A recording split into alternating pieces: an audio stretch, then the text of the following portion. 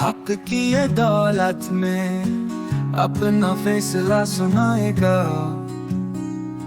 ظلم کی دیواروں کو ہم سب مل کر گرائیں گے۔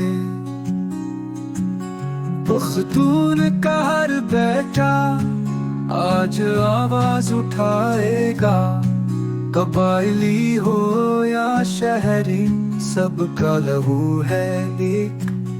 ہم پشتون ہیں، ہم میں زندہ ہے غیرت کا شیخ۔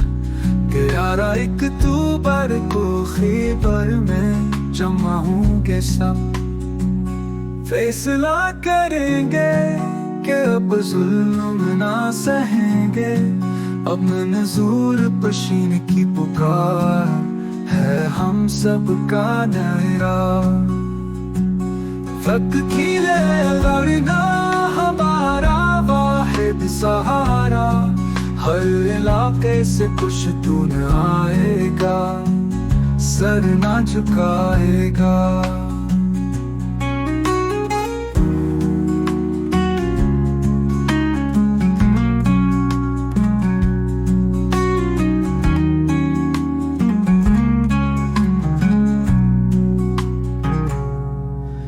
خیبر میں ہر دل انصاف کا پرچم لہرائے گا، ظلم کی دیواروں کو ہم سب مل کر گرائیں گے۔